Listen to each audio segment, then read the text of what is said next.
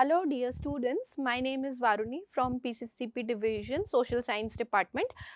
आज हम लोग एक बहुत इंटरेस्टिंग टॉपिक के बारे में बात करने वाले हैं जो कि बहुत अर्ली स्टेज में अब हमारी कंट्री में कंडक्ट होने वाला है, that is the process of elections. ठीक है, तो हम लोग इलेक्शन के प्रोसेस को जानने से पहले सबसे इम्पॉर्टेंट एक ऑर्गेनाइजेशन, एक इंस्टीट्यूशन जो कि इस पूरे प्रोसेस को कंडक्ट करता है, आज हम थोड़ा सा उसके बारे में जानेंगे। और साथ में वो इंस्टीट्यूशन क्या गाइडलाइंस सजेस्ट करता है फॉर द प्रोसेस, आज हम उसके बारे में इस सेशन में पढ़ने वाले हैं। ठीक है, तो इस सेशन का नाम है, या आप बोल सकते हो इस डॉक्यूमेंट का नाम है मॉडल कोड ऑफ कंडक्ट।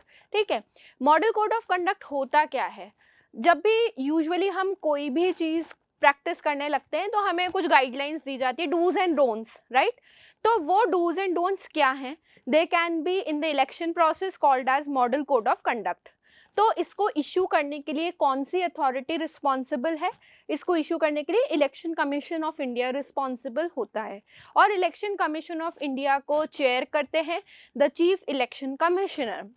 तो आज हम थोड़ा सा उनके बारे में भी पढ़ेंगे और थोड़ा सा कुछ ये गाइडलाइंस पढ़ेंगे कि क्या क्या गाइडलाइंस हैं जो कि पॉलिटिकल पार्टीज़ को ड्यूरिंग द प्रोसेस फॉलो करना ज़रूरी है, ताकि हमारी कंट्री में ये पूरा इलेक्शन का जो मैकेनिज़्म है ये बहुत स्मूथली कंडक्ट हो सके। तो आइए शुरू करते हैं। सबसे पहले हमारे पास हमारी कंट्री के चीफ इलेक्शन कमिश्नर कौन है? उनका नाम है राजीव कुमार।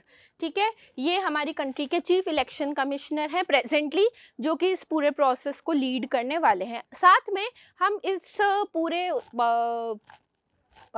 सेशन में ये भी जानेंगे कि कौन से स्टेट में कब इलेक्शंस ड्यू हैं, तो थोड़ा सा हम उसके बारे में भी नॉलेज लेंगे।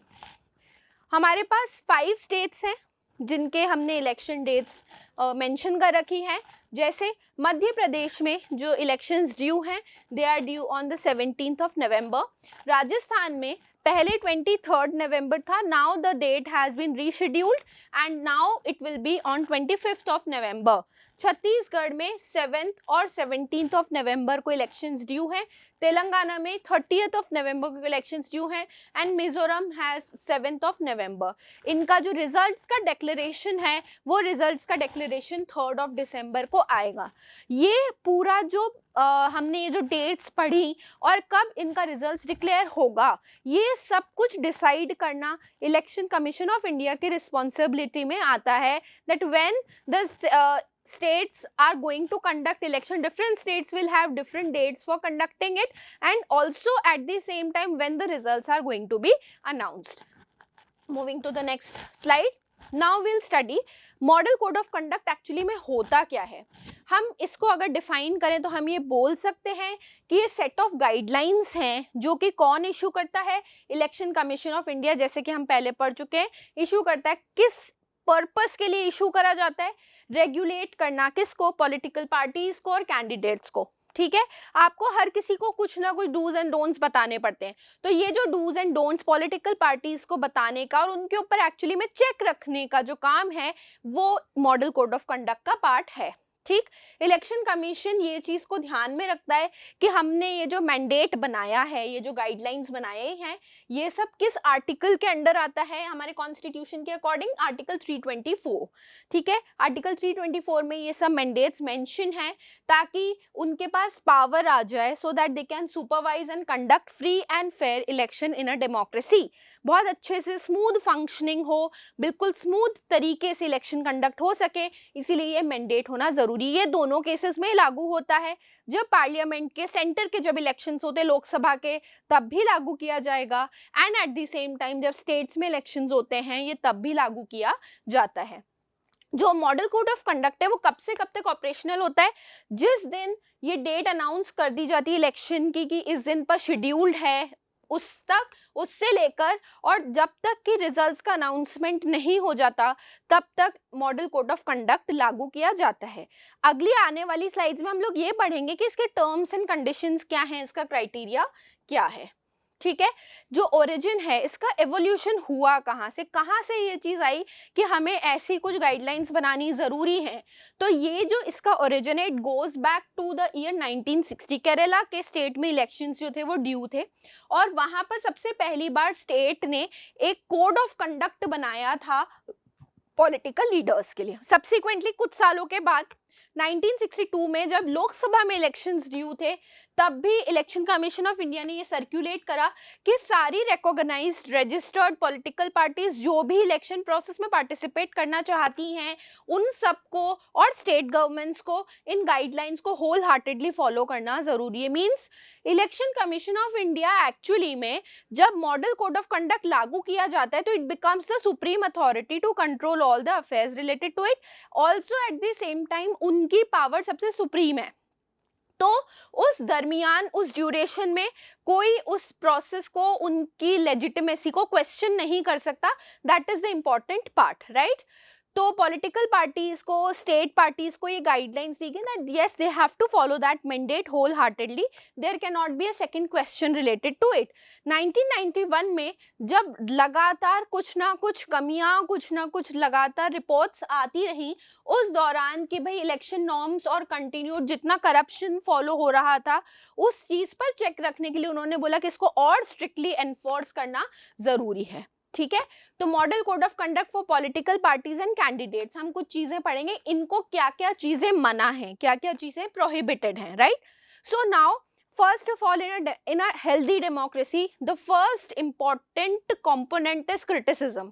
आप अपने विरोधी पक्ष का क्रिटिसिज्म करते हो but that criticism should be in a healthy manner. ठीक है, उस क्रिटिसिज्म में हम किसी को हमारा जो क्रिटिसिज्म है वो लिमिटेड रहना चाहिए, सिर्फ पॉलिसीज और प्रोग्राम्स पर हम किसी पर पर्सनल क्वेश्चन से अटैक नहीं कर सकते। That is a wrong methodology. So candidates के लिए पॉलिटिकल पार्टीज के लिए प्रोहिबिशंस में फर्स्ट पॉइंट है that criticism should be limited to policies and programmes only. Past record आप ले सकते हो कि पिछले टाइम में उनके अचीवमेंट्स या उनका वर्क प्रोग्रेस क्या था, आप इससे ज्यादा और किसी पर्सनल बेसिस पर उनको अटैक नहीं कर सकते। ठीक है, हम कास्ट और कम्युनल फीलिंग्स को और इवोक नहीं कर सकते। मींस आप रिलीजन कास्ट के नाम पर किसी से वोट नहीं मांग सकते, right. That goes under the secular philosophy secular ideology of India कि हम किसी से कभी भी कास्ट रिलीजन या कम्युनल बेसिस पर वोट नहीं मांग सकते। सो हम लोग सिक्योर नहीं कर सकते, क्रिटिसाइज नहीं कर सकते कैंडिडेट्स को on the basis of these grounds.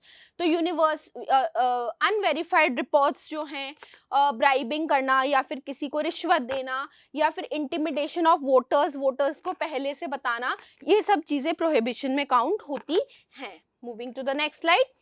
Parties जो हैं उनको अपनी लोकल पुलिस अथॉरिटीज को ये इंफॉर्मेशन प्रोवाइड करना जरूरी है venue and time of any meeting, right.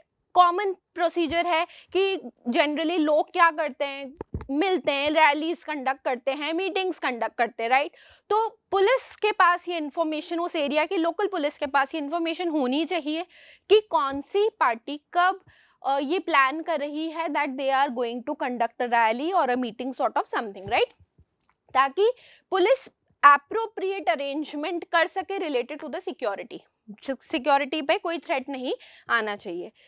अगर 2 से ज़्यादा कैंडिडेट्स उसी समय पर प्रोसेशन को प्लान कर रहे हैं सेम रूट पर, ठीक है, तो जो पॉलिटिकल पार्टीज हैं उनको ये एस्टैब्लिश करना जरूरी है contact in advance to ensure that the procession does not clash. ठीक है, एक पॉइंट ऑफ टाइम पर दोनों प्रोसेशन क्लैश नहीं हो सकते। ठीक है, at certain point of time हम ये देख सकते हैं कि क्या पता उससे वायलेंस भड़क जाए, किसी भी तरीके की इमरजेंसी वाली सिचुएशन क्रिएट हो जाए, तो हम उन सिचुएशंस को अवॉइड करते हैं so that both the candidates go through the process smoothly, right. जब पोलिंग डे होता है, पोलिंग डे का मतलब क्या है, जिस दिन पर वोट कास्ट होना है, जिस दिन वोटर्स वोट करने के लिए आएंगे, only the voters and those who have a valid pass from the election commission are allowed to enter the polling booths। that means आपका कोई identity proof है जो चेक होता है whether you are an eligible voter or not, right। तो polling booth पर जब आप जाते हो वो चेक होता है, उस चेक होने के बाद आपको अलाउ किया जाता है अंदर। जितने भी ऑथराइज पार्टी वर्कर्स हैं वो पोलिंग बूथ्स पर सूटेबल बैज या फिर आइडेंटिटी कार्ड्स उनको दिए जाते हैं। पोलिंग डे पर एक एजेंट या फिर आप एक वर्कर बोल सकते हो उस पार्टी का, वो वहाँ पे प्रेजेंट रह सकते हैं, बट उनके पास भी एक प्रॉपर आइडेंटिटी प्रूफ होता है जो कि election commission of India issue करता है. Not a random person can go in and move there. Identify slips supplied by them to the voters shall only be on a plain white paper and shall not contain any symbol. ठीक है, किसी तरह का symbol contain नहीं कर सकती. Name of the candidate और name of the party ऐसा कुछ भी नहीं दिया जा सकता. Means kind of it is kept as an secret. Observers, election commission observers को भी अपॉइंट करता है to whom any candidate may report problem. अगर आपको मान लो कोई भी तरह की प्रॉब्लम फेस करने को मिल रही है ऑन दैट पर्टिकुलर डे, तो वहां पर ऑब्जर्वर्स प्रेजेंट रहते हैं जिसको आप अपनी कोई भी कंडक्ट के रिगार्डिंग इन्फॉर्म कर सकते हो, आप अपनी इंफॉर्मेशन दे सकते हो. लास्टली, जो इलेक्शन का मैनिफेस्टो है, what is it? The ECI directs that political parties and candidates must adhere to the following guidelines. मतलब उनको ये guidelines को follow करना ज़रूरी है. इलेक्शन मैनिफेस्टोस जो भी दिए जाते हैं रिलेटेड टू एनी इलेक्शन लागू दोनों पर होगा, पार्लियामेंट में भी होगा और स्टेट लेजिस्लेचर में भी लागू होगा. ठीक है, ऐसा कुछ भी वो कंटेन नहीं कर सकते जो कि आइडियाज ऑफ कॉन्स्टिट्यूशन के अगेंस्ट जाता है. ठीक है, ऐसा कुछ भी फोकस या ऐसा कुछ भी प्रमोट या प्रोपोगेट नहीं किया जा सकता. Also political parties should avoid making promises that are likely to violate the purity of the election process, या फिर किसी भी तरह का इन्फ्लुएंस अगर वो वोटर्स पर डाल रहे हैं तो इन सब चीज़ों से कैंडिडेट्स को दूर रहना चाहिए. उन सब चीज़ों को आप पब्लिक में प्रोपोगेट नहीं कर सकते. That is a wrong practice. So इन सब चीज़ों के ऊपर चेक रखा जाता है and combinedly all these activities are known as model code of conduct. I hope by now you might have got a clear understanding of this process of election. This was a small video from our side to help you understand this process. We'll come up with such videos in the next lectures. Thank you so much, students.